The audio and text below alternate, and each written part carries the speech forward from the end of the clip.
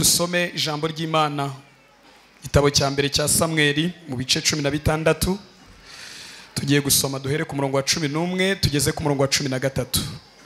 Igitabo cya mbere cya Samweli bice 16 murongo wa 11 ndageza ku murongo wa 13. Niho tugiye gutangirira dusoma. Hanyuma ko tutaziranye bamvuze nitwa Yohani Paulo Habumuremyi, ndi umukristo w'inyarugenge, aho umugabo wa Devota dufitanye abana 3. Dusome ijambo ry'Imana 11. Samweli abaza Yesaya ati, abana bawe bose naba? Aramusubiza ati, hasigaye umuhererezi ariko aragiye intama. Samweli abwira Yesaya ati, mutumire bamuzane kuko tutari bujye kurya ataraza. Nuko aramutumira amujyana mu nzu. Yari umuhungu w'inzobe ufite uburanga kandi w'igikundiro. Uwiteka aravuga ati, murumva ko Uwiteka bisabye Uwiteka kumusobanura. Turi kumwe?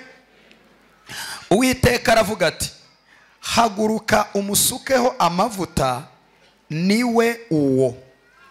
Samweli ahera ko yenda ihembe ry'amavuta ayamusukiraho imbere y'abakuru be. Uhereye ubwo umwuka w'Uwiteka akageza kuri Dawidi cyane. Nuko Samweli arahaguruka asubira i Rama. Imana itugirire neza. Ubutumwa bwiza ko bwanditswe na Yohana mu bice 14. Ubutumwa bwiza ko bwanditswe na Yohana muharebe mwitonze. Tugiye guhasoma umurongo umwe, umurongo wa 23. Yohana bice byaho 14 umurongo waho wa 23. Dusome mu izina rya Yesu.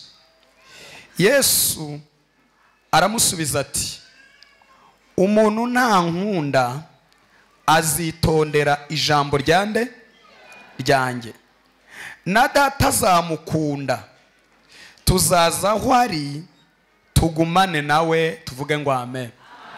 Nakongera ngasubiramo kwa aya magambo aryoshye.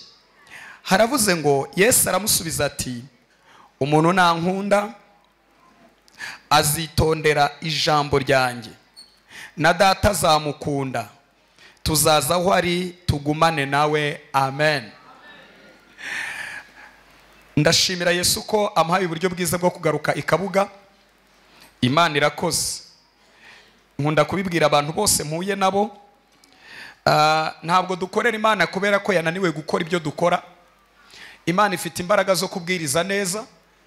Imana ifite imbaraga zo kurondora kandi uwo yarondoye ntiyayikwepa.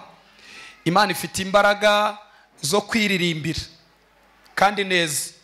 Muri Yesaya 45:5 Imana iriririmbira ikavuga ngo ni ngewe Uwiteka, nta yindi Imana ibaho uretse njye.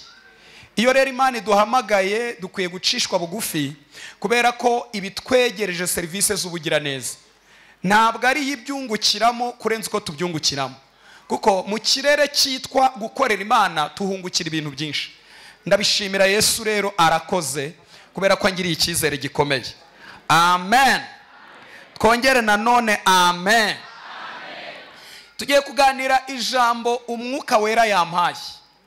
Ntabwo ari ibintu nateguye igihe kinini, na magambo umwuka wera yampaye, kandi yaje yiruka ameze nka express. Kandi ibintu bije byiruka bimeze nka express biba ari ubutumwa bugenewe umuntu runaka. Imana rero iduha umutima wo kubyakira mu izina rya Yesu. Kubera ko hari ibintu bibiri nshaka gusobanura, mu ndebe hano bibabwire. Hari igihe umuntu ahagarara hano akavuga akabwiriza, ariko ntababwiye umuntu uri mu iteraniro, ahubwo Imana ikabimukoresheje kwibwira. Murabizi ko nabyo bibaho. Ubu rero ngiye kuvuga ibintu bikomeye Imana yampaye kuvuga, ariko nanjye Imana irankuriramo ibyanjye. Mu yandi magambo turaza kugabanira imbere y'Imana. Imana ihabwa icyubahiro. Tugiye kuganira ijambo rivuga kubanira Imana neza. Kubanira Imana neza nicyo tugiye kuganira mu mwanya mutoya. Kubanira Imana neza. Dawidi dusomye mu ijambo ry'Imana, ubuzima bwe bwaciye ahantu hatandukanye kandi hagoye cyane. Hagoye cyane. Iyo usomye Bibiliya, ahantu Dawidi yaciye impamvu nsobanura ngo hari hagoye, nuko hari urupfu. Icyo ni cya mbere. Icya kabiri, hari uguseba cyangwa kumwara cyangwa gukorwa n'isoni. Mu makorosi y'ubuzima yaciye ahantu hari igisebo, hari n'ikimwaro. Muriho muranyumva? Yaciye ahantu ashobora no kuriganwa. Twanabisomye mu ijambo ry'Imana, ndaza kubigarukaho. Ku buryo rwose yaciye ahantu ashobora kuriganwa, kandi abagomba kumuriganya bari bafite ibimenyetso bifatika bigaragaza yuko ibyo bintu bitareba Dawidi. Muriho muranyumva? Yanaciye n'ahantu yashoboraga kugwa mu bintu by'ibisimu, mu bintu by'ibyobo. Numvishe mushiki wacu yabivuze, kubera ko yabaye mu mashyamba, aba mu bivumo, nibwo ubuzima bwagiye bumwerekeza. Muriho muranyumva? Ariko iyo usomye Bibiliya usanga hari ikintu kimwe cyonyine cyatumye ibi bintu byose nsomye cyangwa mvuze bitamubaho. Nuko Uwiteka yari kumwe nawe.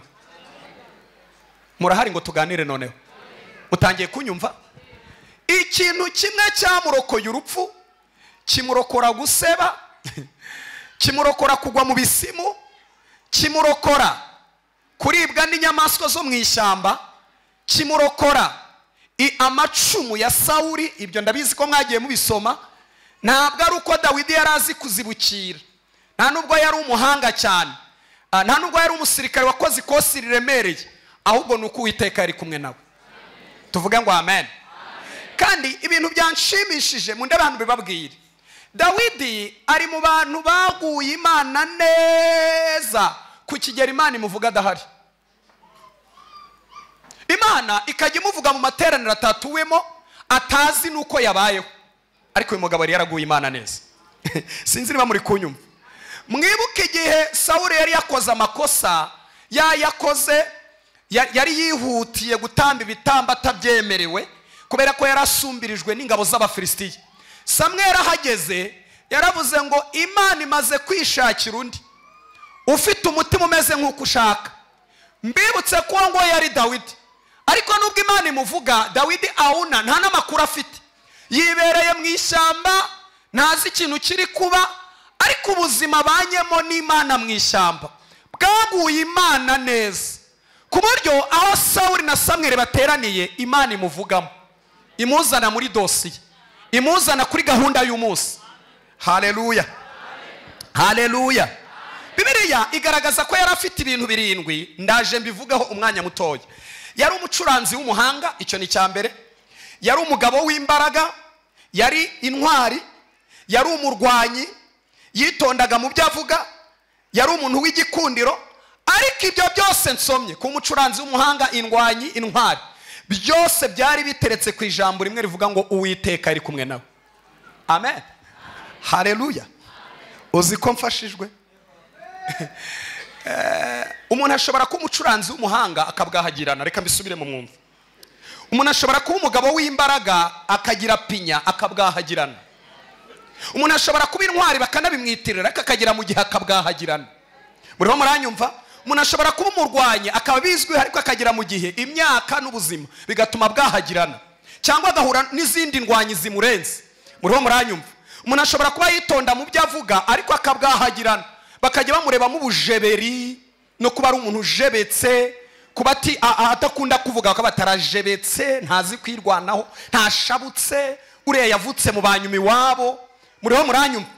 Umuntu ashobora kuba umuntu w'igikundiro, abantu bakamukunda bakamurebamo inyungu gusa, ariko ntihagire ikintu na kimwe bakora mu buzima bwe. Ariko ibi bintu byose nubwo abifite biteretse ku ijambo rimwe ngo Uwiteka bari kumwe. Mu yandi magambo, kuba Uwiteka bari kumwe nibyo bihesha agaciro ibi byose nsomye. Haleluya, haleluya. Biri muri Samweli wa mbere 16:18. Muzahasome nimugera mu rugo. Imana ihabwa icyubahiro. Rero murumva ko Uwiteka yari kumwe nawe, ako mukabike mu mutwe. Yesu ashimwe. Mbibutse bimwe mu bihebye byantunguye cyane bikantera ubwoba, bigatuma nigaya amagambo yitwa kubanira Imana neza. Mwibuke ko ubuzima bwa Dawidi dutangira kubusoma muri Bibiliya yibereye mu ishyamba, kandi iri shyamba ribamo ibintu bibiri bikunda inyama. Harimo intare, hakabamo n'idubu. Muriho muranyumva?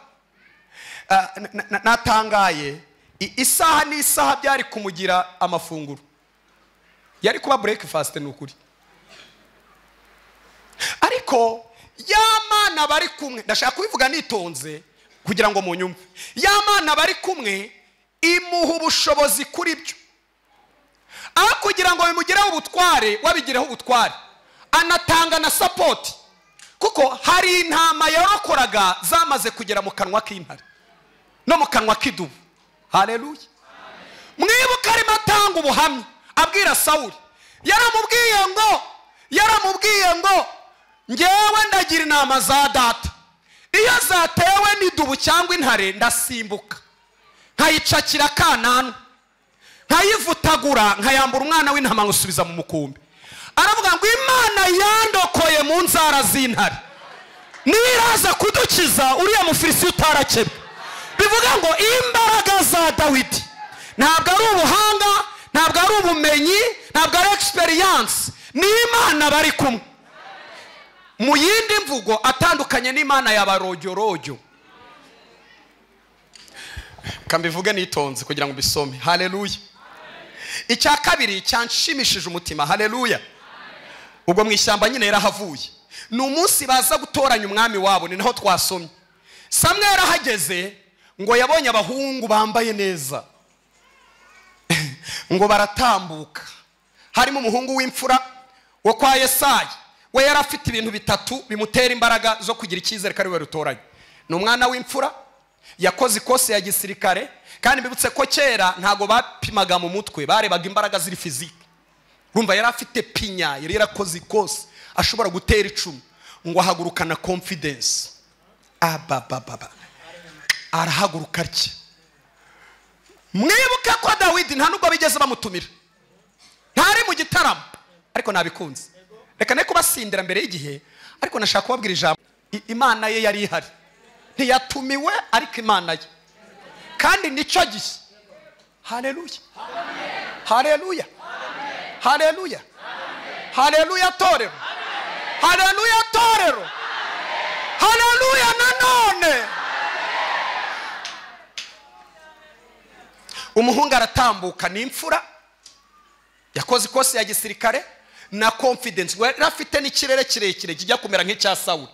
Ni wa munsi wa mbere basomye Bibiliya muri hano, Samweli yavangiwe, ni nawo munsi wa nyuma. Ngo amurebye byonyine akoresheje icyo twita ibipimo by'amaso, aravuga ati terebye umwami ndamubonye, kwirirwa nyibaza ngo nyibwire ngo nuyu wamwemeje, nkurikije ikirere, nkurikije pinya, nkurikije uko atambuka confidence, ndemezanya nuko akwiye kuba umwana. Ariko Imana ya Dawidi iri mu materaniro iravuga ngo no.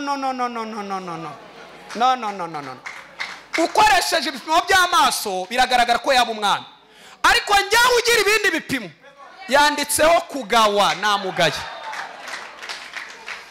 Reka ne kubasinda, reka Imana imfashe. Imana imfashe rino teraniro rikunde ranje. Haleluya. Haleluya. Haleluya.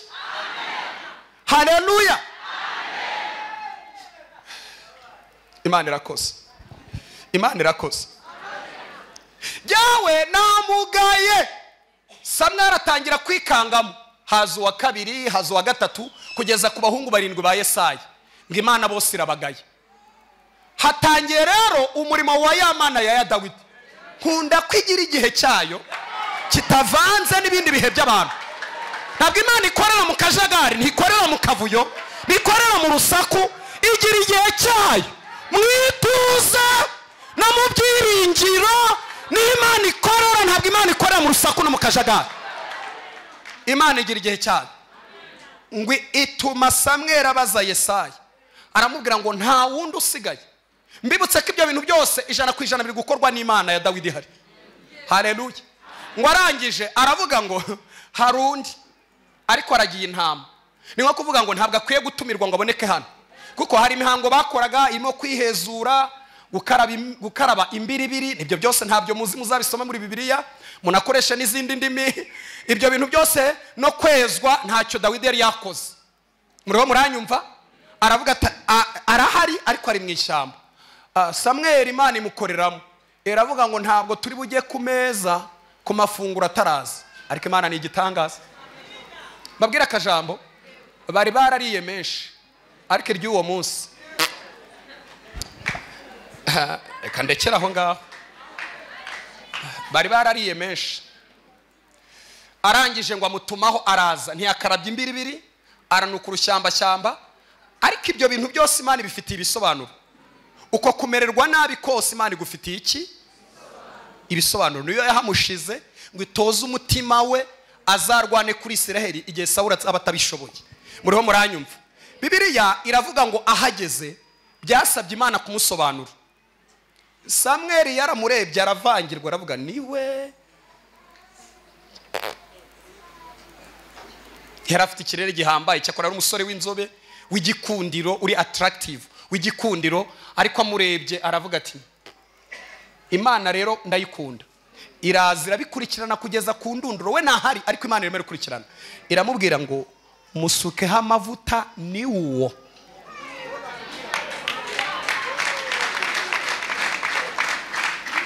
Niyo kumubwira ngo ntutegereze undi, we nta urumva, ntutegereze undi, musukeho amavuta ni uwo. Ndashaka kubabaza utubazo tworoshye nka tubiri. Akambere, uwo munsi ninde wariye mu bambere?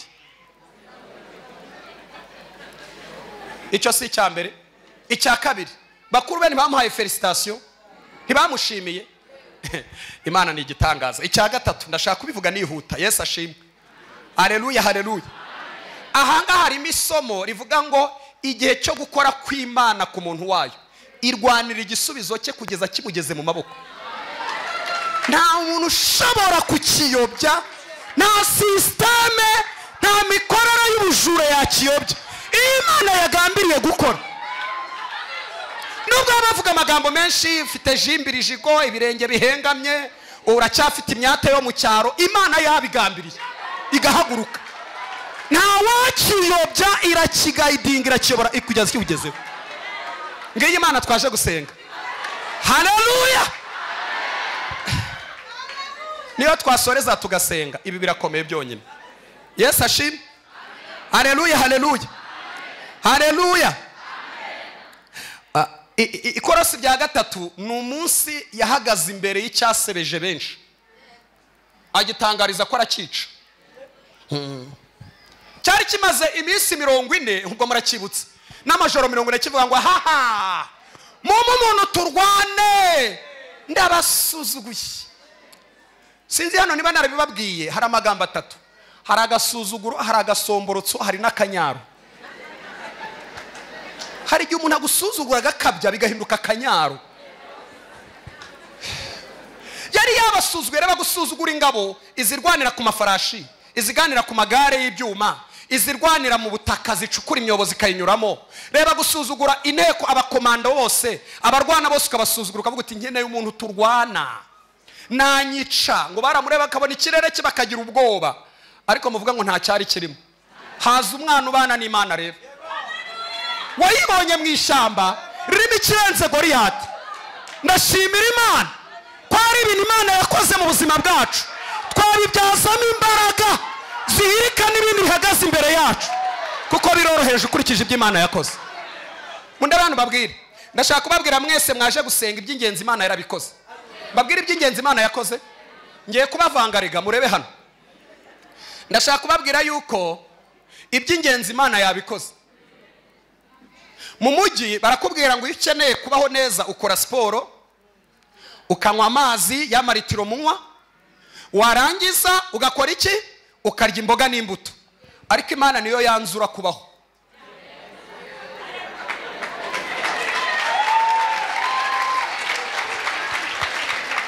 Imana niyo ifata umwanzuro ngo Jean Paul Ramu uragera mu gitondo nkagera mu gitondo. Hari umuntu ushaka kuba yariye isogo n'isogera akabivanga n'imbwija, agashyiramo isombe, agashyiramo onja, akavangavanga n'umutuku n'umukara, agashyiramo amakorora, ariko ntaramuke. Ariko Imana yanzuye ngo urabyuka.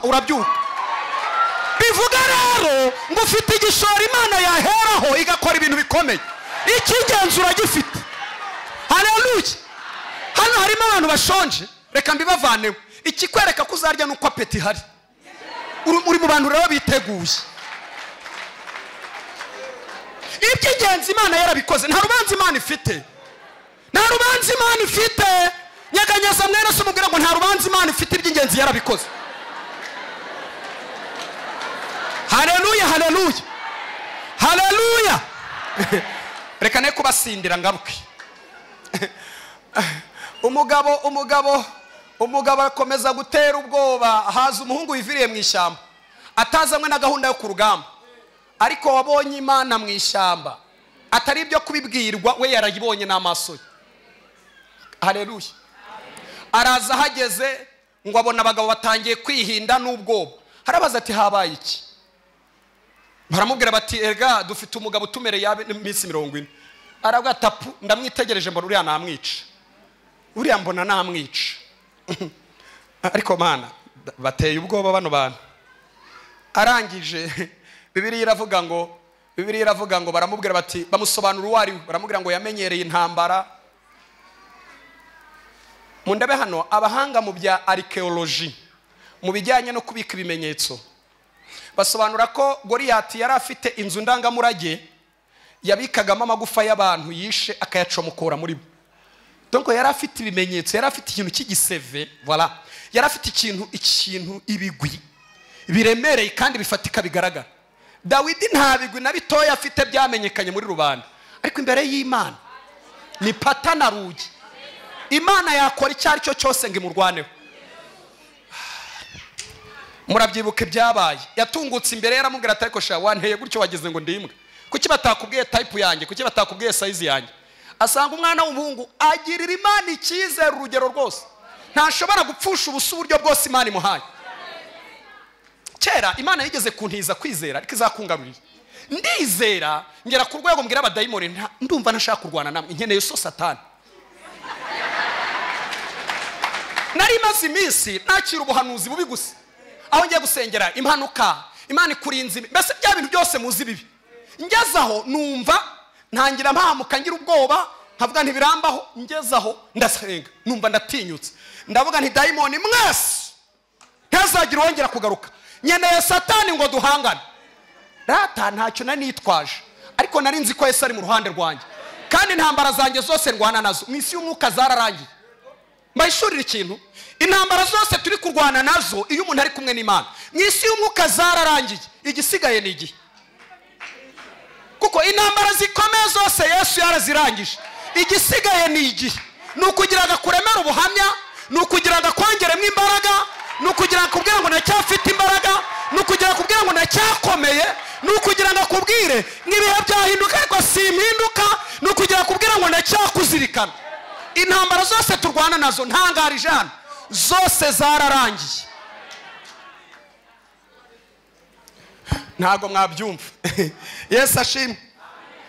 Umuhungu aramubwira ati wanteranye uducumu n'amacumu, ariko nge guteye mu izina ry'Uwiteka Imana ya Isiraheli wasuzuguye.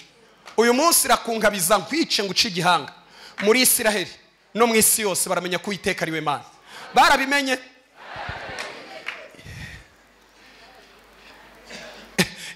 Ikindi kugira ngo bisoze, ntago byose mbivuga.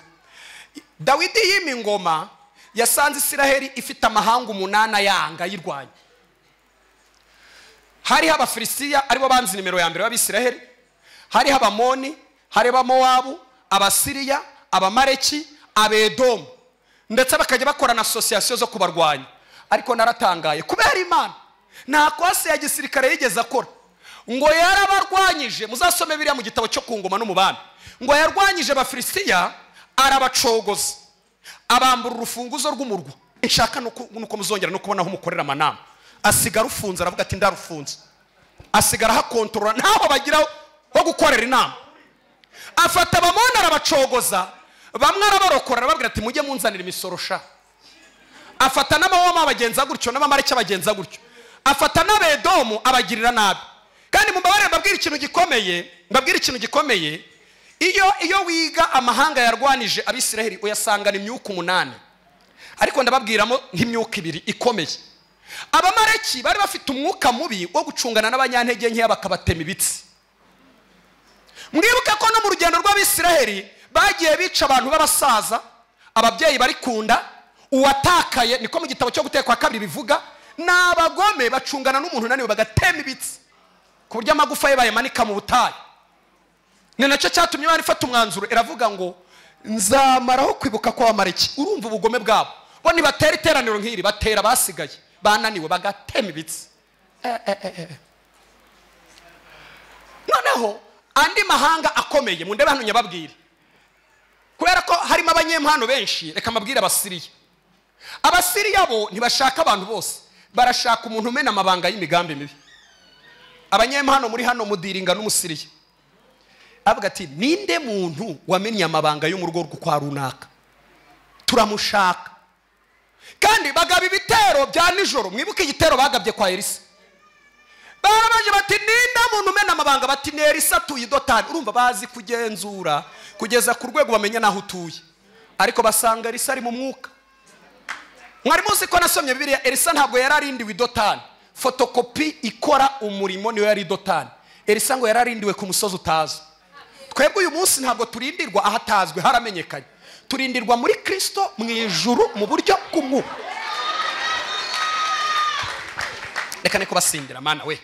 Haleluya, haleluya. Uba abadayimoni bashaka kuza kunshakira hano bageze ngo niho, ntabwo ari hondi. Njyawe nizera ijambo ry'Imana mu mbaraga, ntabwo ndi hano.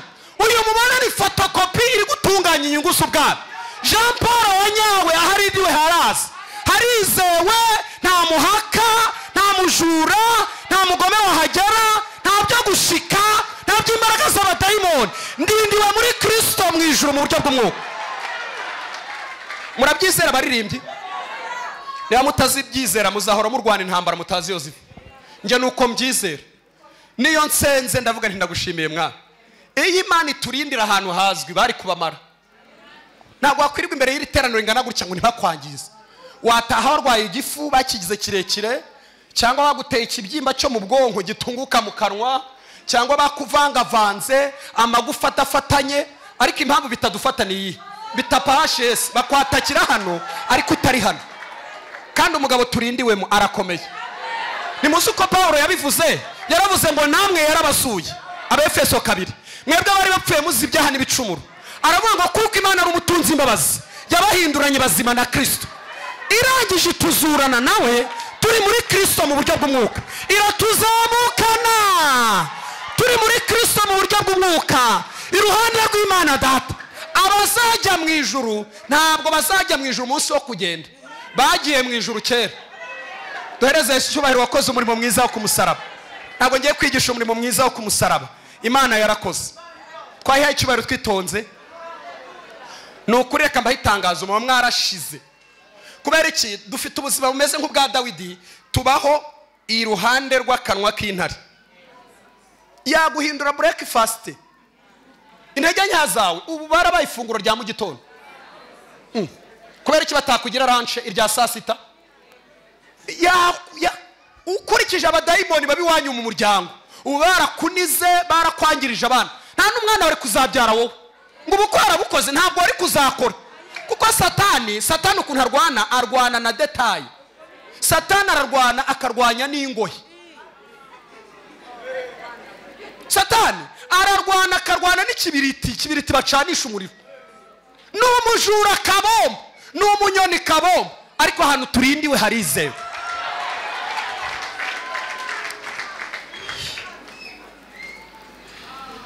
Sinababwiye ko mabwira batatu Abasiriya ndabarangije.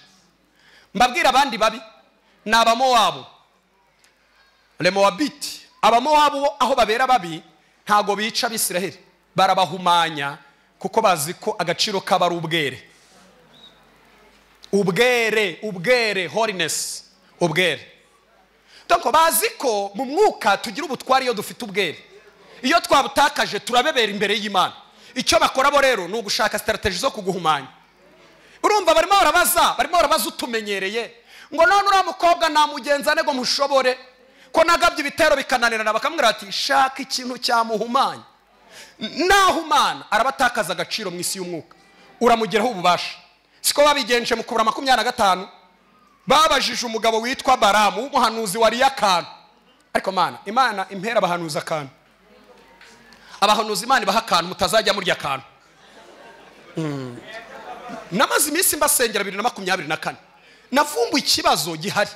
Iyo uri umuhanuzi nta kantu ugira, ako baguhaye kose uramira, uhinduka nk'indosho cyangwa se umwiko. uhora urya sima utaruhuka kuva kwa mbere kugeza ku cyumweru. Noneho rero wanagera n'urwego ugasanga utangiye kuri manganya ukamena n'amabanga y'iwacu ukayamenera abapagani. Niho rero yavuze ngo shaka abakobwa bambaye nk'abari mu gihugu cyabo, nibagera hagati mu iteraniro ry'abagabo bari abagabo ukurikije imyaka bamaze mu butayu baza babikundishaho. Mundebe hano ngiye kubikora, mundebe ndashaka mundebe. Baje babikora gute? Nta muntu bikoraho. Baraje muraho neza, Imana yanyu turayemera, ariko bambaye mu buryo butanga ubutumwa. Halo abagore bo mu Rwanda, Imana ibandindire, ibarinde kwambara mu buryo butanga ubutumwa butari ngombwa. Uwegeranye n'umudamu murebe, ariko ntamubwire ijambo na rimwe. Umurebe mu maso kugira ngo umwuka waramufashe kubitahana. Hari igihe umudamu yambara mu buryo butanga ubutumwa, kangarukira aho ngaho mutankubita. Ariko Imana izabarinde, izabarinde. Nta mukristo usa n'indayubaho ntawe. Buri ubukristo budashobora guhindura umuntu muri detaye, burwaye akantu. Bwira mwene so ngo ubwo burarwaye burembya, burarwaye akantu, kandi bimubwire ntacyo ari bugutware kuko arungutse. Murabona ntabivugana umutima mwiza? Murabona se mbabwira ngo Imana irabanize, Imana irabakubise, Imana irabavunaguye? Hari ibyo nababwiye? Ndimo ndabingingana urukundo. Mujye mwambara mu buryo budatanga ubutumwa butari ngombwa. Abagabo ngo babonye bakira ubutumwa bwabo, barababwira bati rero dufite n'inyama zokeje ku biti. Kubwira umugabo wa Israel warwaniye inyama mu butayu uti hari inyama, amerwe bamwe yatangiye kugwa. Ngo barangije itsinda rimwe rikurikira abo bakobwa, bagezeyo basanga ni ibirori byo kurya inyama zaterekerejwe zihumanye, zibahumanya gake gake. Mundebe hano babwire, mundebe hano babwire, mundebe hano mwese, umuntu wese andebe. Mu bintu njya ngira inama abakristo, buriya gukundana ni itegeko ry'Imana, utegetswe gukunda umuntu wese, ariko kubana ni amahitamo. Urabyumvishe mama? Gukundana ni itegeko ry'Imana, ukwiye gukunda umuntu wese, ariko guhuza ubuzima n'undi muntu, kubana nawe ni amahitamo. Hari umuntu bana nawe uko muhuye uko mutandukanye ukihana ibyaha nk'ibihumbi 2,000. Utarebye neza n'utuvuta twari dusigaye azatumena. Ariko reba umuntu uhura nawe mwatandukana ukumva ufite ibyaha nka 200 byo kwihana. Imana mbabare umujinya, Imana mbabare matiku, Imana mbabare urwango, Imana mbabarire, ndumva doze yirari yazamutse, ndumva mfite ubuhehesi, Imana inyugunyuze. None ugasanga byose byavuye ku muntu. Ukwiye kumukunda ariko ntukwiye kubana nawe. Muranyanze? Muranyanze? Ngo bageze bari inyama zaterekerejwe batangiye guhumana, batangiye no gusambana, bahasanga ubusambanyi bw'ubuntu. Basambanye rero umugiga sinza aho yari iravuga iti Mose yasigaye mu iteraniro, ariko ngiye ntabwo narisigayemo, ngiye kurwanira Imana ishyaka. Njya mbyigisha abakristo, nibaguhugura nibakuganiriza ujye wemera, kuko hari ibindi bintu bitavuga ntibyumva ariko birakora kandi byarwanira Imana ishyaka. Kandi ibyo ntiwabihagarika, ntibisaba uruhushya ku gipangu, ntibyohereza message, ntibisaba appointment. Muranyumva? Ntabwo birwara malaria. Hari ibindi bintu Imana ifite. Imana ifite abandi bakozi batameze nkatwe, batagira ubwoba, badahamuka, yaguhugura ugahugurika. Ujya woroha, bwira komanga mwene se umubwire ngo ujye woroha. Tugira abantu b'amagayi tajya bemera, kamuhugura wapi, akamubwira ati wapi, utegereje mugiga, kandi mugiga ntibibwira ngo subirayo mugiga. Imana yiha imbaraga zingana n'izagukotsora, kandi Imana izi urwego rwawe. Ntimuzi se Pawulo ahura n'umucyo, ngo warabanjura muzamura umukoresha ikinyuma, umugeje hejuru amuzamura, ni umucyo wonyine. Ngo uramuzamura umugeje hejuru kubita hasi, umaze gukubita hasi uramukandagira, ngo ahita yerekwa Yesu, aravuga turinde mwami nka kwizera. Wazavanamo igikomere, hari igihe gukubita hasi. Mundebe hano, none abafite abana bakagira abadamu, bishobora no kugira ingaruka ku muryango wose. Ibaze nk'Imana ikoresheje inzara ihonda umwana igakubita ubuzima, kandi nta wakugirira impuhwe. ujya mu rugo rw'abantu kubera ko Imana yatanze umwarimu witwa Nzira, ugasanga barabimaze, bakakuganiriza ibyo udashaka, batireba televiziyo inzara iri gutemamara. Bwira mwene so ngo ujye woroha. Nugira Imana ukabona umuntu kwegera, azaba ari inshuti yawe. Jewe nkunda umuntu umugura cyane, kuko ni inshuti yanjye, Yesu ashimwe. Haleluya, haleluya. Imana rero ibikoresheje mugiga, imaze gukoresha mugiga, murabizi byabaye, irabahana, birangije kubahana birarangira. Muriho muranyumva? Rero ndashaka kubabwira ko abamo wabo gahunda yabo kwari uguhumanya. Hano hanze ntabwo umwuka w'amo wabo hari. Uw'Abasiriya ntawe uhari, abahanuzi bene data ntawe uhari. Abamareki se bo ntabahari batema abantu ibitsi basigaye inyuma. Ubwo abandi nanze kubavuga. Abedomu bo bari danje, kubera ko Abedomu ni bene wabo ba Yakobo.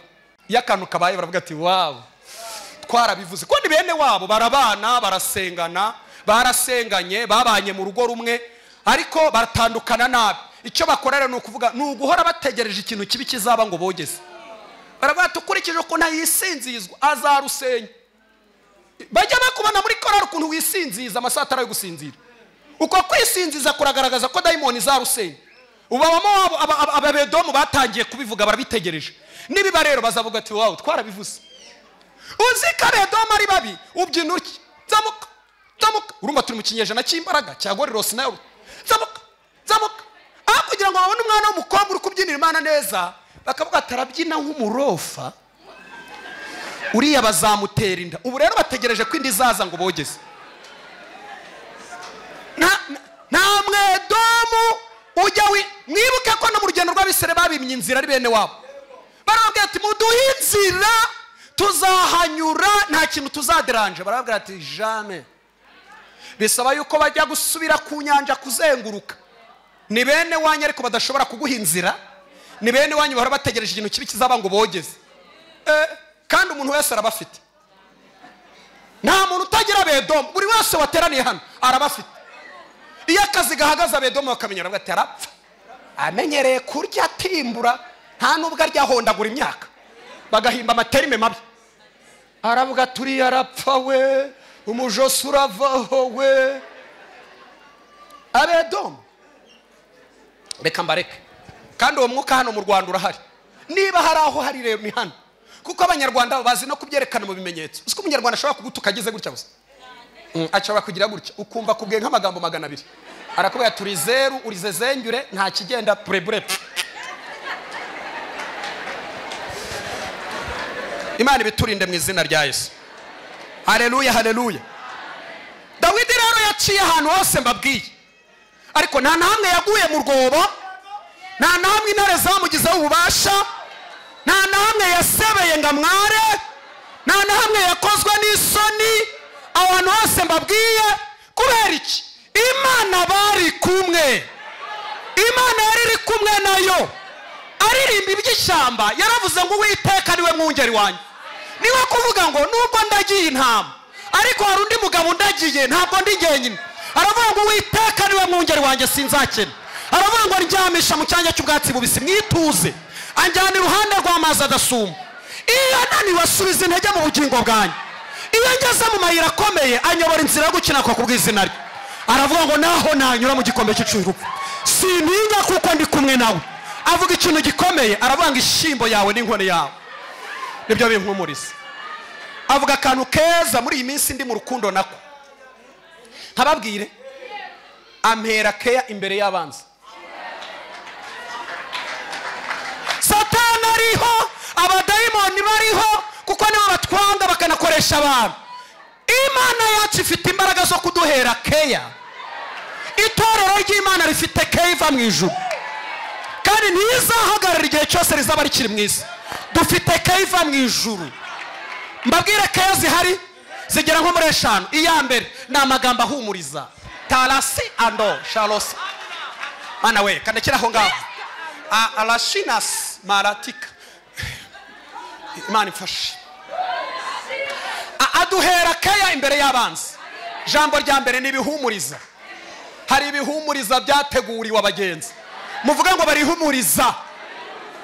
Bavuga ngo hari ibihumuriza byateguriwe abagenzi, hari ibihumuriza byateguriwe abakobwa, byateguriwe abasore, byateguriwe abagabo, byateguriwe abasaza, bituruka mu ijuru ngo bikenure itorero ry'Imana. Haleluya, haleluya, haleluya. Aduhera ke imbere y'abanzi. Icya kabiri, hari n'umutsima ushinzwe kudutunga mu rugendo. Imana ijya ibikora, Imana igitanga akazi, Imana igitanga abana, Imana ijya imwakura abantu, ikabacomokora muri karande, ikabacomeka mu migisha, igafata imyanzuro ikomeye. Imana ijya irinda abantu, ikabakiza indwara, Imana ikababohora. Iyo ni imirimo duhererwa muri Kristo Yesu. Reka nekera aho ngaho. Baduhera ke imbere y'abanzi. Haleluya. Antunganiriza ameza imbere y'abanzi. Mbabwira kandi kantu ndi mu rukundo muri Zaburi n'utuntu tubiri. Ako kavuga ngo ampera keya imbere y'abanzi. Aka kabiri kanshimishije ngo ansiga amavuta. Nta muntu ukijijwe mu isi y'umwuka ujya ugaragaza umwera. Nubwo yabageragezwa, hari amavuta bagusiga mu ibanga. Uryamye usinziriye hari amavuta. Shalasi ando talos atolako meretek atolasone. Hari amavuta badusiga. Niyo mpamvu mu ntambara tuba dufite amavuta. Mu bihe bikomeye haba hari amavuta. Umubyeyi agiye kubyara amavuta bahari, badusiga amavuta mu mutwe, nta mwera tugira.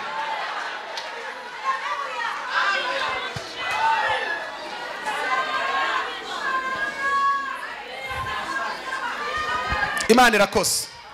Haleluya, haleluya, haleluya. Kubanira Imana neza ni iki? Kubanira Imana neza bivuze kwitondera ijambo ryayo. Twabivuze ni ukwemera ubushake bwayo 100%. Yakubwira iburyo ukajya iburyo, yakubwira ibumoso ukajya ibumoso. Bwira mwene so ibyo bintu byumve niho inyigisho iri, niho umuzi w'inyigisho uri. Yakubwira gukata ibumoso ugakata ibumoso. Hari ibintu bibiri nshaka kubasobanurira itorero ry'Imana rinyuma. Mundebe hano. Imana nikubwira ngo jya ahantu ukabona hasa nabi, uzabyemere kuko umugisha uzahindura Imana yawoherejeyo. Ntago abarokore banyumvise. Ntago muri kunyumva. Imana nikubwira ngo erekeza ibumoso, uzabyemera uzavane mu bwenge bwinshi. Imigisha ibyiza byose Imana yamaze kubyoherezayo. Imana ibwira Abisirayeli bahaye Kanani. Kanani yari iteyite, mu ndabano babwira ukuntu Kanani yari imeze.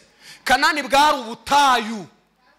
Uyu munsi Isiraheli ibice byayo ubutayu ni 99%. Mu yandi magambo ntihagakwiye kuba hera. Ariko ibyavuye mu kanwa k'Imana byavuzwe. Imana yavuze ngo iki?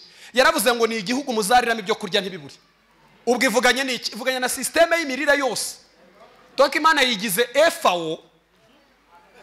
FAO no muryango wabibumbye ushinzwe gutanga ibiribwa ku isi.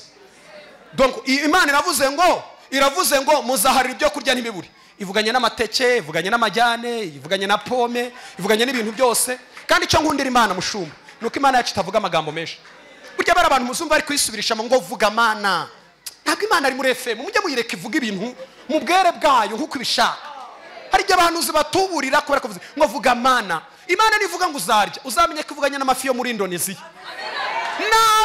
Nazayoba azaca ku kibuga cy'indege bayange, akati Kanombe, yambuke, akate, muriho muranyumva, nagera no musanza yayobye bazayagarura, bayamanure wa muhanda, ikubite hariya, azamuke, ubona kugezeho muri quartier. Muzima mubisobanurira, Imana ntivugana n'ibintu itareba. Ntabwo Imana ari vaco, ntabwo ivugana n'ibintu biri vaco itareba. Ivugana n'ibintu ireba. Murabizi ko Imana ihagarara muri pase, ihagarara hashize, ikakorera imirimo, igahagarara naho duhagaze ubu ngubu, ikakorera imirimo, ikajya no mu myaka. Arakanu ugiye kubasobanurira ejo bundi kamfashije. Imana ikubwiye ngo gukoreye ubukwe iba yabutashye.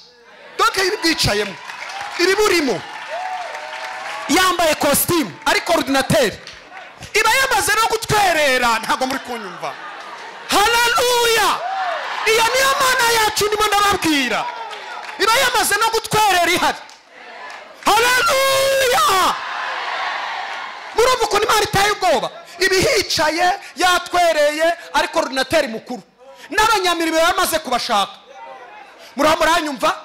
Icyo busabwa ni ukuyibanira neza, ikajya ngo uyu mukuremo, uyu mushyiremo, uyu simushaka muri timu azandushya, uyu mushyiremo, igashyiramo abayidororike gusa. Ukayimubwira iti twara imodoka witonze, genda gace, terura intebe ntawe ubikubwiye, ita kuri bino bintu batabyiba, ita kuri izi mpano, bitahane, nuko nguko bigenda. Ariko Imana yacu akunda. Haleluya, haleluya, haleluya, haleluya, haleluya.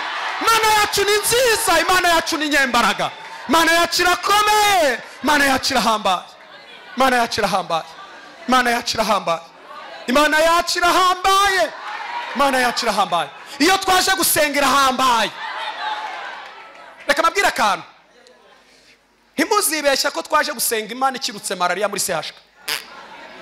Ntabwo Imana iri mu kiruko cy'izabukuru, ni Imana uko yari iri niko ikiri, ntihinduka, irakomeye, irahambaye.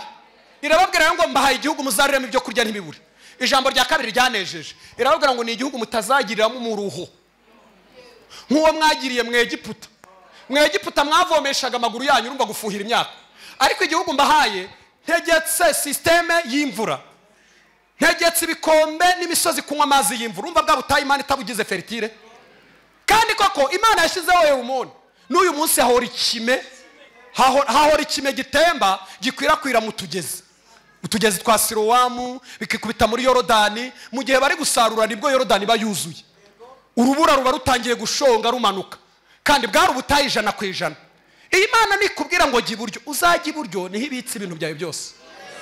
Nukwepa iburyo uzaba ukwepye ibintu byose. Aka kabiri nshaka kubabwira, mundebe hano, umuntu wamaze kuzurira ari umuntu wamaze gukunda cyane, abakobwa munyumve cyane, uri mu rurave babwiye ko bazamuha karisimbi na muhabura nasabye. Akenshi bigora Imana kuvugana nawe, kuko Imana ari imubwire turamuhungu ni isatura, akavuga ati Imana ni padiri no, kubera ko yakunze. Ariko wibaza umuntu Imana yagonze umutima igasanga ni isatura, ntago wamubwiriza, ntiwamwerera imbuto, niwatereka ayo maso yatukuriye iwanyu kubera ibitoki byonyine ngo bizakunde, ntibibaho. Nimugera mu rugo azahinduka isatura, azakwihinduka. Muranyumva? Nibyo rero byabaye kuri Loti. Loti Imana yaramubwiye ngo hunga udapfungire ku musozi. Abatangiye kungura inama ibitekerezo. Muranyumva? Arabwira ati waratse nkajya kuri Sowari ko ariho hatanteza ibibazo, kubera ko Imana itarwana. Iramubwira ngo genda. Ariko Imana ntiyari yabyemeye. Ageze Sowari asanga ibyo bakoraga Sodomu n'Igomora, gushimuta abantu, ubutinganyi, ubugome, ni Sowari ni kimwe. Uziko yahunze, yarahunze ahungira mu buvumo, niho abakobwa ucikura baryamana nawe bamusindishije, abyara Abamoni n'Abamowabu. Yasoje nabi kubera kutumvira Imana. Icyemezo rero cyo kumvira Imana abantu bashobora kutacyumva. Morodekayi yanze gupfukamira Hamani, murabyibuka, arabyanga. Abantu benshi baranamuhugurwa, ngeze muri Esteri mu bice byaho bitatu, baramuhugura bati byemere, ariko arabyanga. Murabyibuka ko Hamani yaraguje umwaka wose, ariko abantu b'Imana barakaza. Reba, kugira ngo ufate icyemezo ku muntu w'Imana bisaba kuraguza umwaka wose. Morodekayi ni sempre, araciritse yibera ku irembo, ariko mu isi y'umwuka atera ubwoba. Mu birenge bye nubwo atambuka havamo ubwoba ufata bari inyuma ye. Hamani ntabwo yapfuye kumufatira icyemezo, yamaze umwaka wose araguza inzuzi zitwa Puri, araraguza. Umwaka urangiye baramubeshya bati zariye, aragenda. Yaramufatishije, yasanze ari kare. Mbabwira ibintu byabaye, mundebe hano. Haleluya, haleluya. Imana yatanze ikiguzi cyari cyo cyose, kubera ko nawe mu gihe cyo guhagarara neza ihagararanye nayo. Akavuga ati no, ntibikunda. Reka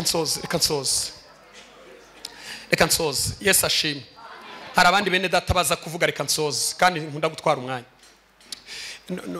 Mundebe hano mbivuge nihuse. Nubanira Imana neza, hari ibintu bigera nko muri 5 bishobora kuzakubaho. Ngiye guhanura rero, mukanguka mwakira ubuhanuzi. Ubu ngiye guhanura, ndatangiye kandi nimo mbyandika. Umwuka wera yambwiye ngo andika kugiye guhanura. Genda andika cyane, nanabyanditse, navuze ngo reka mpanure. Nubanira Imana neza, Imana izagukoresha mu mishinga yayo minini, kubera ko ufitiwe icyizere. Ndanezerewe.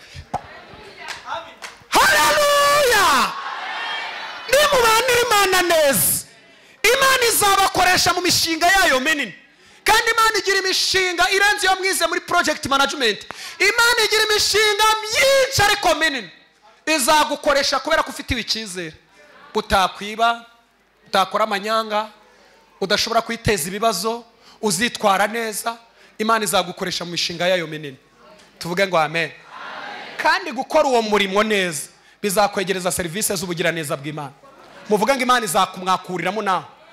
Ntiwakorera Imana ngo uzasoze uri icyondi. Siritopure mu ndebe hano bivuge. Ntiwakorera Imana ngo usoze uri rojyorojyo, uri nta kigenda, uri zezenge, uri zezengyure. Ntibibaho. Nta muntu wakorera Imana ngo asoze gutyo. Ahubwo gukorera Imana biguhindura ukundi kuntu. Imana yavuganye na Mose gwiki. Yaravuze ngo mbwira Abisirayeli hari imishinga nzabakoresha muri bagera mu gihugu. Nzakora ibintu bitanu bikomeye mu buzima bwabo. Niba nkorera ibyo kurya byabo n'ibyo kunywa nzabiha umugisha. Niho kuvuga ngo bazajya babirya ariko ntibizabarya. Muvuga ngo ako kantu karanejeje. Kugira ibyo kurya ni kimwe, ariko no kubirya ntibikurye ni ikindi. Byakurya ibiryo, isukari wayinywa nayo ikakunywa, ariko umugisha ushinzwe gukora ikigukwenshinga, kwangiza ikintu cyose kirimo cyakwica. Kandi icyo nakundiye Imana n'umuscientifique mwiza ishobora kuregera isukari kayivuga iti yanyweye byinshi, ariko kubera ko ari umuntu wanjye kandi nzamukoresha umurimo ukomeye, reka nyigabanye. Imana ikigira reducer, ikagenda igabanya isukari, ivuga iti wizamuka ukagotomera uzi kutanyweye byinshi, ikagabanya, ikajya ku mazi ikajya yongera. Haleluya! Torero ry'Imana, haleluya! Muri bino bihe by'izuba rikomeye Imana ikajya yongeramo amazi. Kumva nta nyota, kumva nta bibazo ufite, ukagira ngo nuko utanywehe menshi, naho Imana yigize ishinzwe kukongerera amazi. Muvuga ngo Imana irakomeye. Icya kabiri Imana yababwiye, yaravuze ngo nzakura indwara hagati muri mwebwe. Ngeze ku kintu nashaka kubabwira rero. Ntushobora gukora mu mishinga y'Imana minini ngo Imana yemere ko urwara indwara ziri chronique mu gihe cyo gukora. Ibibaho. Hari indwara zitagufata. Ntabwo muranyumva, murandeba nabi kubera ko mwabyakiriye ngo nzabana nayo. Njyewe Imana yaranganirije cyane. Ntushobora kuyikorera ngo usoze uri kurwana na za ndwara ziri chronique, zigutindaho, zikubabaza, zigutera agahinda. Ba Mose bagiye basaza amaso y'abakireba, areba kuko nta mwanya yari afite wo kuryama, wo kujya mu bitaro. Ese muranyumva? Reka mbihorere. Imana ije ibikora. Bibiliya iravanga igiti cyose cyera imbuto Imana icyanganya hamahage. Hari ibintu Imana ivanamo ngo umuntu arusheho kwera imbuto. Reka mvugane n'abaririmbyi. Murabizi ko turi mu kinyejana cy'ubuhanga. Allo, ndabona mutanyumva ariko muzanyumva. Ni ikinyejana utagomba kurya ibintu by'ibivuzo. Ugomba kunywa ka mukaru, kanyoni koresha siporo. Adonai Shama, haleluya. Ukanihumisha ukiriza ukareba niba emotion ziza. Nicyo kinyejana turimo. Iyo udafite ubuhanga, kubera ko ari kinyejana cy'ubuhanga, utumira abantu hakaza umwe. Ntawaza kumva ibyawe, duhita tujya kuri YouTube tukumva ibyo muri South Africa. Ntago abarokore banyumvise. Ntabwo Imana rero yatuma umusaza urwaye bronchite kandi ari wo himba, ubwo se wazayatakuti. Ahubwo Imana igenda inyorogoshura kajwi, karirimba baritoni, hakazamo aruto, soprano, wamanuka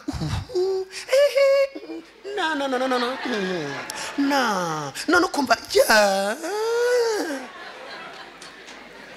jewe mundebe hano, simwana ko ndi muto ndavuga.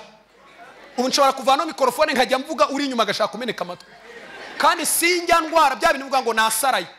Auna naraye ijoro ryose mvuga, no mukanya ndajya kuvuga iwacu, nejo nzavuga, nejo kugeza ku cyumweru. Mara imyaka y'ubuzima bwanjye mvuga, ahubwo uko mvuga cyane nkabyara Imana umusaruro, nkava mu rusengero nafashwe, nibwo mvuga. Numva rizi kubera ko mwijuru barabizi ko kugira ngo ntange umusaruro ndarikeneye. Umuriro nubura bizagenda bite? Birutse kujyana na kora rinini, murayizi mwese ntayo mbabwira. Tugeze ahantu hari ibihumbi birenga 12 by'abantu, umuriro uragenda, ariko narababwiraga nabo ntimugire ikibazo cyijwi, ngiye gushyiramo imbaraga. Haleluya mwese batamina, muranyumva? Mbona baranyumva, ndakomeza. Umuriro wansanzemo hagati, kandi sinarwaye, sinarembye, Hauna. Mubyizera gutyo cyangwa ntago mubyizera? Nimutizera Imana gutyo mukayifata nka rojyorojyo, ubuzima bwanyu buzivanga mu rojyorojyo. Imana idufashe mu izina rya Yesu. Imana izabakoresha mu mishinga yayo minini. Icya kabiri, haleluya. Imana izakwiyandikaho igukure mu yandi marisite. Muvuga ngo kiraryoshye. Akako kararyoshye ni ingingo iremereye. Uzi Imana kugucomokora kwa Ruwiza na Paulina, kavuga ati ngucomokoyeyo kandi ibintu byose byabaye byiza. Imana irabyiyitirira. Mwarabyumvise? Iyo umuntu yaguye Imana neza, ntabwo Imana ishaka ko yitwa umusinga, umuzigaba, uwo kwa runaka, uwo kwa Karasira. Ihita ivuga iti mwana wanjye, rata ngucomokoye kwa Karasira, ngucometse muri njyewe, uzajya ubarurirwa ku ifishi yanjye. Muvuga ngo biraryoshye. Uwo muntu nta bibazo byinshi agira. Ibiciro niba bizamutse mu ijuru barazamura.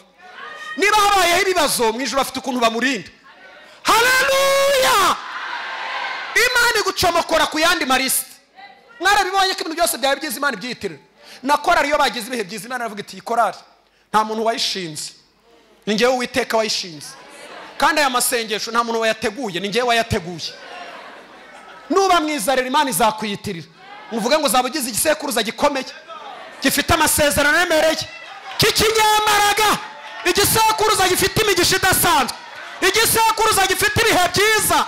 Haleluya.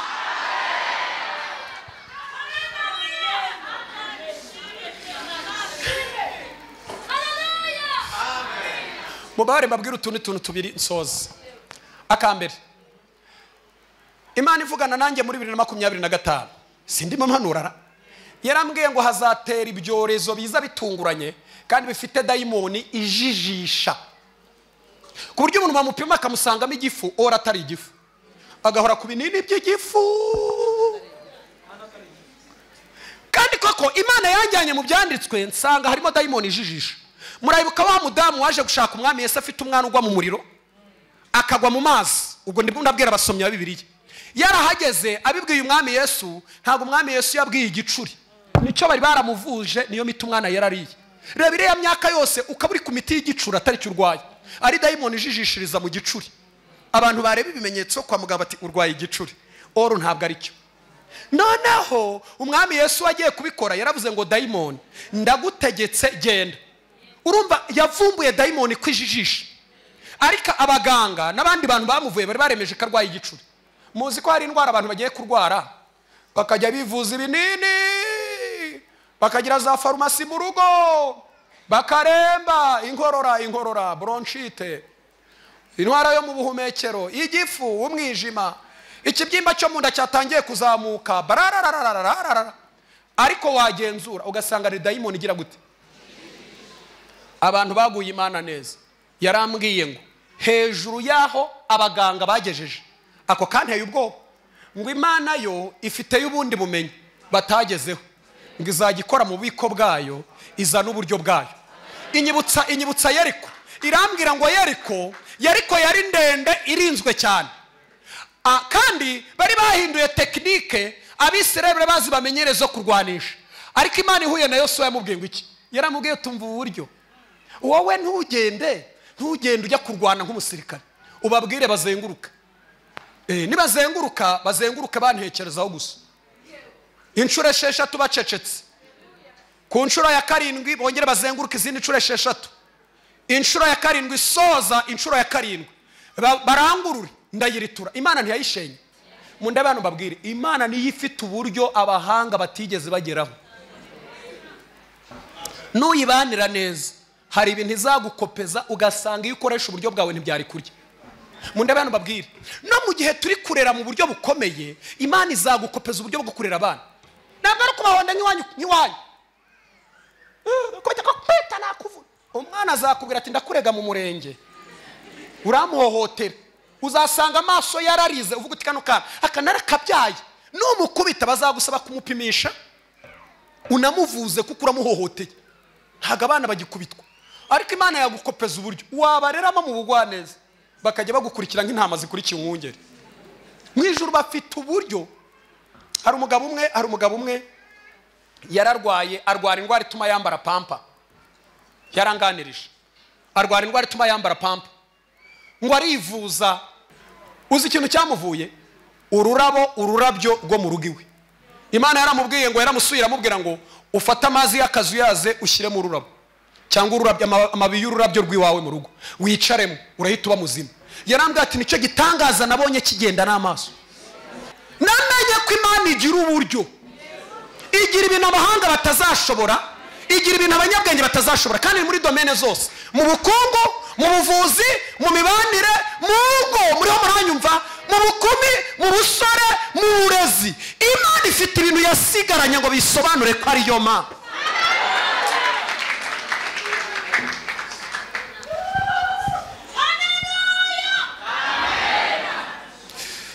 Haleluya.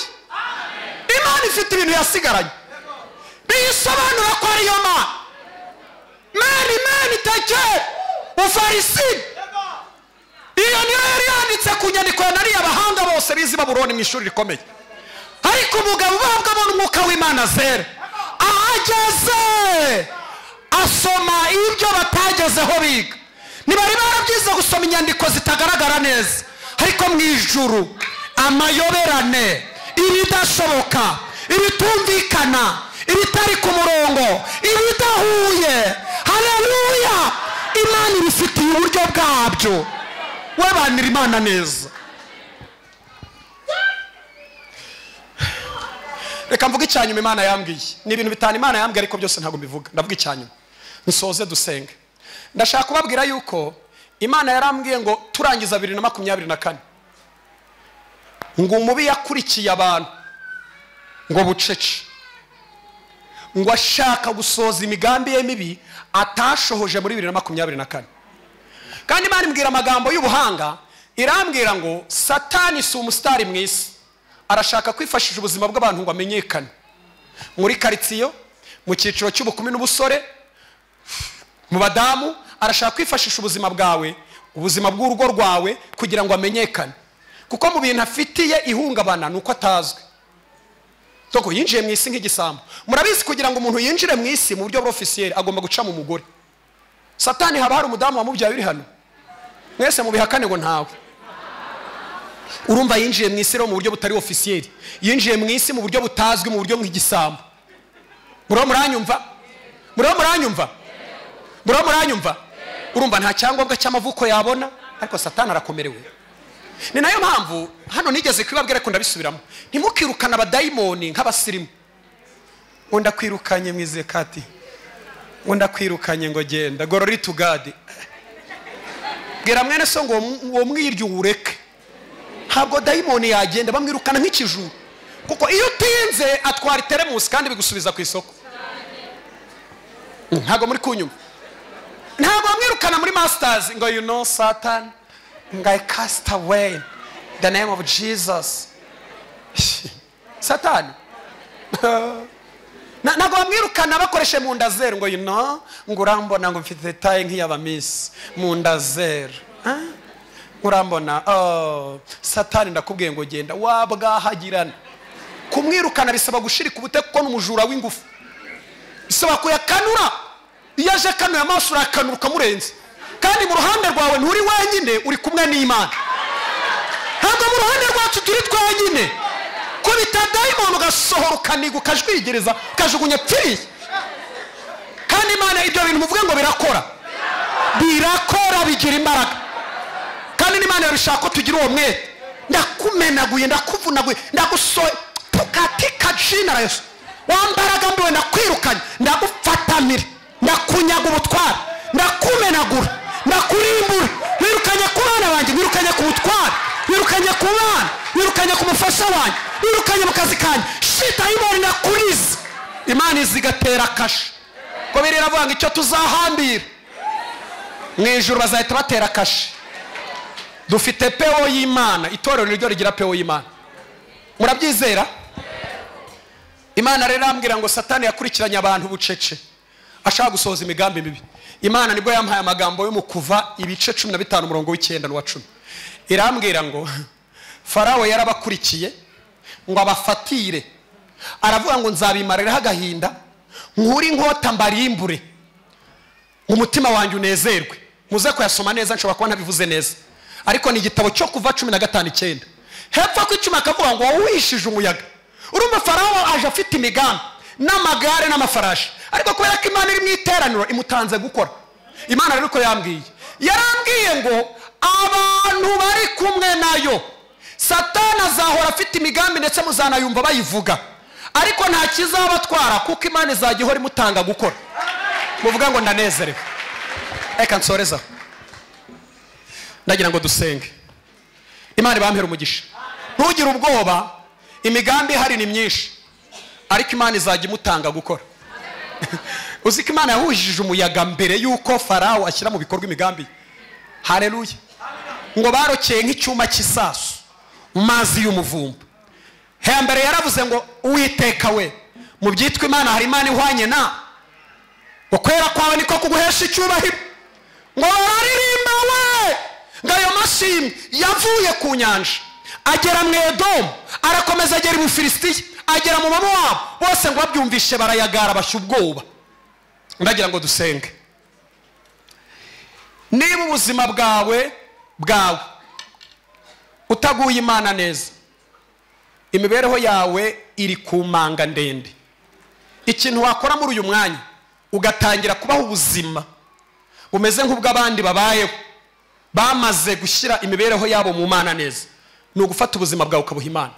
Naho ibyo wasenga byose utabaniye Imana neza, abadayimoni bazakina mu buzima bwawe, bazakuniga uko bashaka, bazakugira ikibuga na stade bakiniramo bahaza, kuko nta burinzi ufite, nta gitinyiro ufite. Mu isi y'umwuka bakureba nk'umuntu usuzuguritse. Ndagira ngo dusengane Imana. Ndashaka gusengera umuntu uvuga ati Imana, ndumva ntakubaniye neza. Ushobora kuba ukijijwe, ushobora kuba udakijijwe, kandi ikinshimishije nuko serivisi z'umwuka wera zegereye abantu kurenza uko mbegereye. Hari ijwi riri kuvugana n'ubuzima bwawe, riri kukumenyesha uriwe. Wisinzira mama, wisinzira Satani atakunyiba. Wisinzira. Hari ijwi riri kuvugana nawe, rikubwira ngo nyamara ntago ubaniye Imana neza. Niba hari uhaguruka mu mwanya tugusengere. Niba ugize icyifuzo cyo kuvuga ngo Mana, ndashaka kongera kukubanira neza, ndagira ngo dusenge Imana.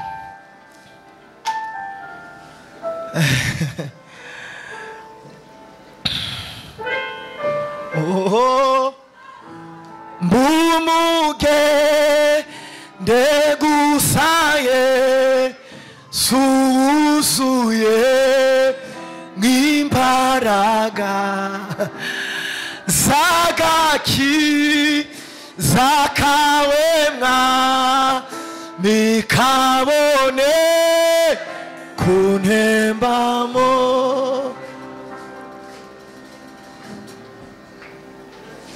Turambura ibiganza imbere y'Imana.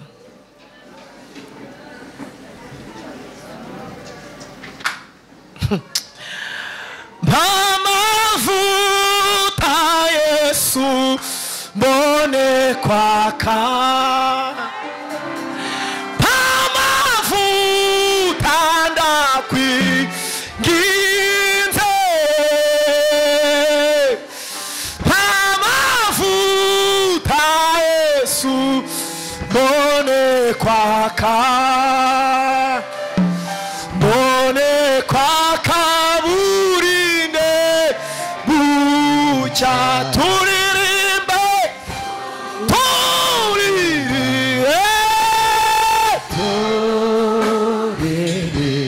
Hosana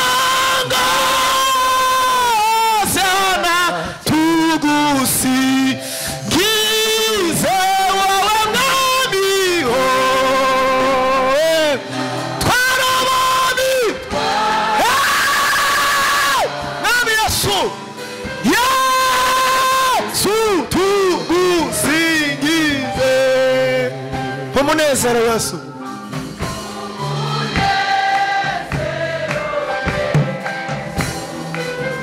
Iri teraniro Imana iryubatsemo ikintu kidasanzwe mu mwuka. Igikombe giseseka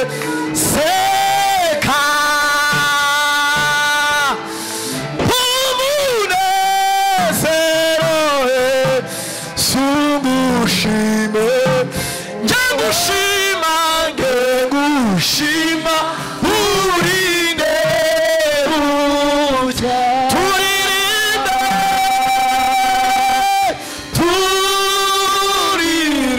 abarokora twese turirimba gutyo turirimba hosana ngo hosana tugusi ni wowe mwami utwara ababi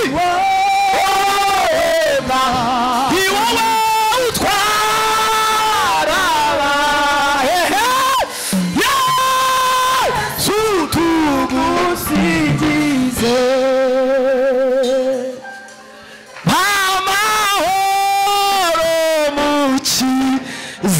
zanduke amahoro ndakwinginze amahoro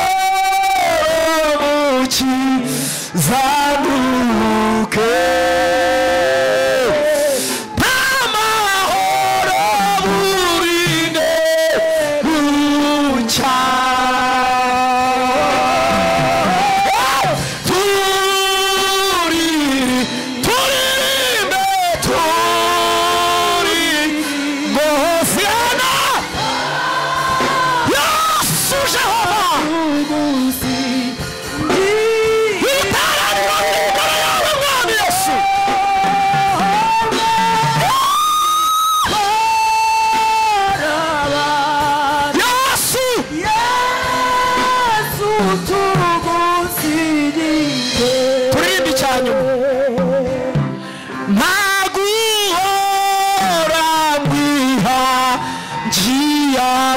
so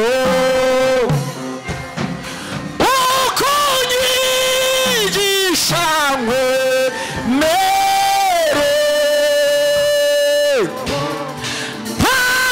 ntaguhora ngwiha ngiye amaso wigireho burinde bucya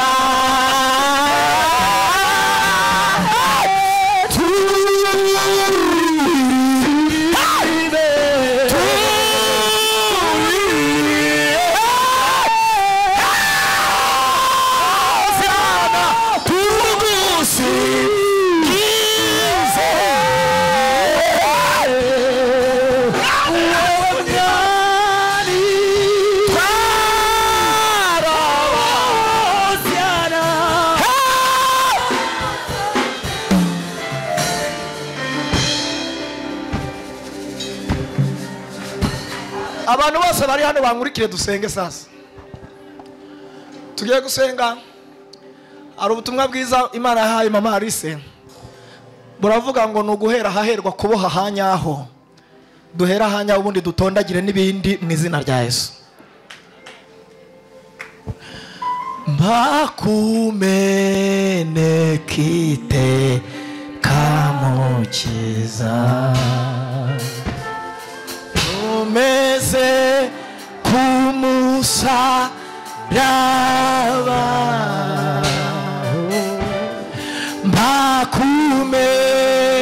mbakumenekite simere nka kiriya kibuye menekite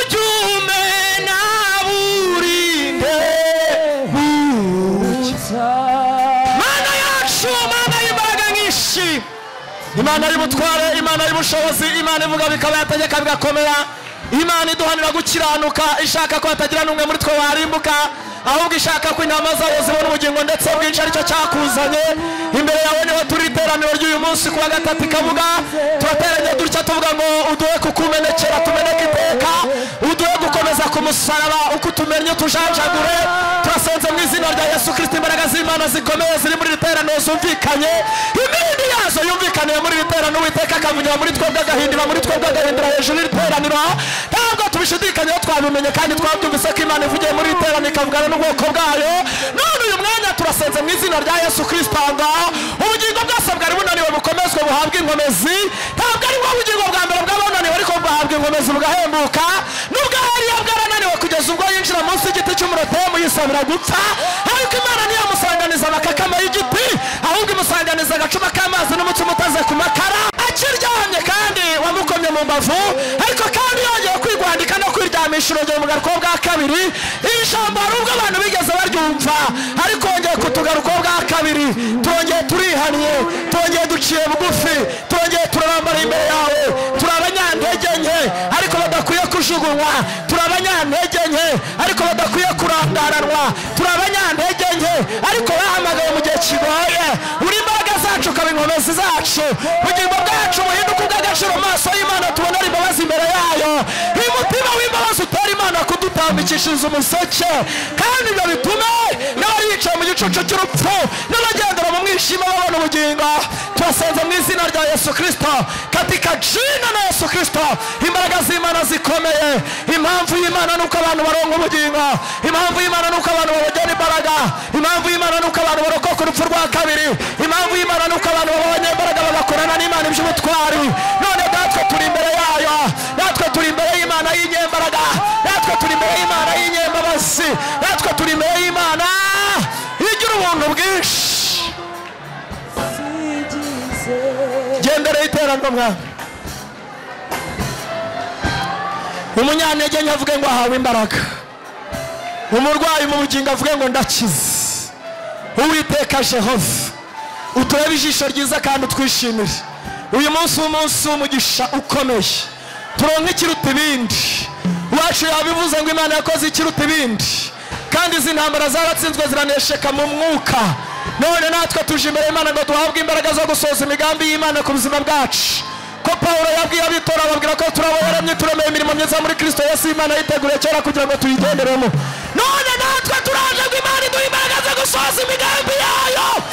Icyo Imana yaduhamagariye tutaraba, icyo Imana yaduteguriye tutarabaho, icyo Imana yadutoranirije tukiri mu nda z'aba mama, icyo Imana yaduhamagariye tukivuka, icyo Imana yaturindiye tukaba tukiriho, icyo Imana yadutoranirije mu gihe gisa n'iki, icyo Imana iduhagarikiye mu murimo wayo. Uwiteka aduhe gusohoza imigambi.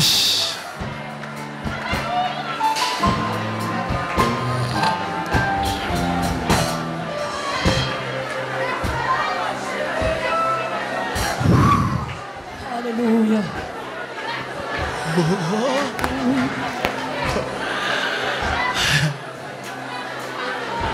Hallelujah. Imbere yawe niho turi Yesu.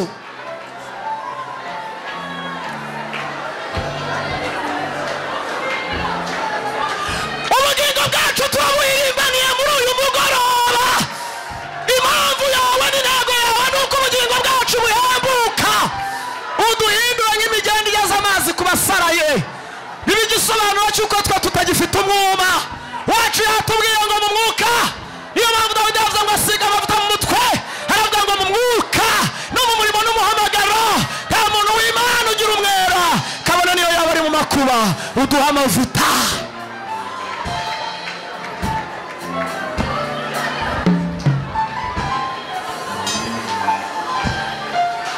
Sawa. Gusenga kwange kukugera,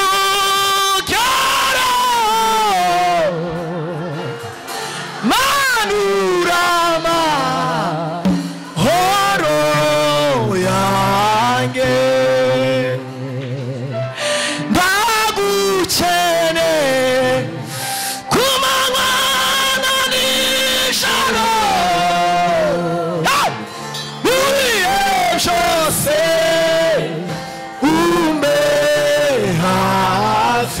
Umumugisha, umumugisha wawe yago, kuko utanga nta mubabaro ubamo.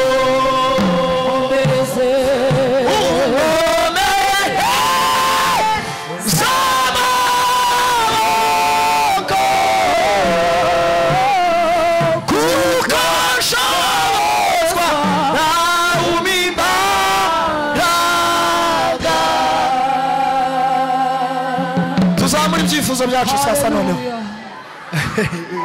Umugisha wawe Mwana, niba nkugiriye umugisha unyibuke.